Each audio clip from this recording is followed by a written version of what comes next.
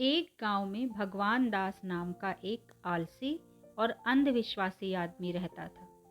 वह अपने आप को भगवान का सबसे बड़ा भक्त मानता था और यही कहता फिरता था कि किसी को कोई काम करने की जरूरत नहीं, सिर्फ भगवान का नाम लेने से सब कुछ मिल जाएगा। गांव वाले उसे कितना समझाते कि इस तरह निठल्ले बैठे रहना बुरी बात है, लेकिन भगवान दास किसी की नहीं सुनता था और दिन रात घर बैठा इंतजार करता था कि ईश्वर कब आकर उसका भाग्य बदल देंगे। एक दिन बारिश के मौसम में गांव में बाढ़ आ गई। तब सरपंच ने ऐलान किया कि सब लोग गांव खाली करके किसी ऊंची जगह पर चले जाएं। लोग घर छोड़कर भागने लगे, लेकिन भगवान दास नहीं निकला। गांव वालों ने उसे साथ चलने को कहा तो वो बोला, मैं आप लोगों की तरह मूर्ख नहीं हूँ जो घर छोड़कर भाग जाऊं। मैं भगवान का सबसे बड़ा भक्त हूँ, वो मुझे बचा लेंगे। थोड़ी देर में गांव के मुखिया ने आकर भगवान दास को बहुत समझाया कि बाढ़ का पानी बढ़ता जा रहा है, जल्दी से वह उनके साथ सुरक्षित स्थान पर आ जाए। लेकिन आलसी भगवान दास नहीं माना।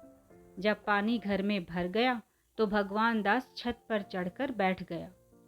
तभी वहां कुछ लोग नाव लेकर उसे बचाने आए, लेकिन भगवान दास ने फिर से मना कर दिया और बोला, ऊपर वाला मुझे बचा लेगा, आप लोग बार बार मुझे तंग करने क्यों आ रहे हो? मैं आप लोगों की तरह बेवकूफ़ नहीं हूँ, मैं भगवान का सबसे बड़ा भक्त हूँ। थोड़ी देर बाद बाढ़ का पानी और बढ़ गया तो बचाव दल हेलीकॉप्टर लेकर आए और भगवान दास से चलने को कहा, लेकिन इस बार भी उसने इनकार कर दिया। आखिर सब लोग उसे छोड़कर चले गए।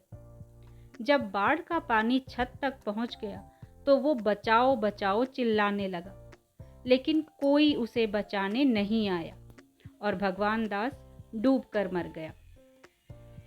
मरने के बाद जब वह ईश्वर के पास पहुंचा तो भगवान से शिकायत करते हुए बोला, प्रभु, मैं तो इंतजार करता रहा कि आप मेरी मदद करने आएंगे, लेकिन आप तो आए ही नहीं। तब भगवान ने हंसकर कहा, आया तो था तुम्हारी मदद करने, कभी गांव वाले के रूप में, कभी सरपंच के रूप में, कभी नाव वाले के भेष में और कभी हेलीकॉप्टर कर्मी बनकर, लेकिन तुमने तो मुझे पहचाना ही नहीं, इसलिए तुम्हें तुम्हारी मूर्खता की सजा मिल गई। तो इस कहानी से हमें ये सीख मिलती है कि ईश्वर किसी भी रूप में हमेशा सबकी मदद करने आते हैं, क्योंकि वे सब में विराजमान हैं। इसलिए हमें सबका सम्मान करना चाहिए और अपना कर्म करते रहना चाहिए। धन्यवाद।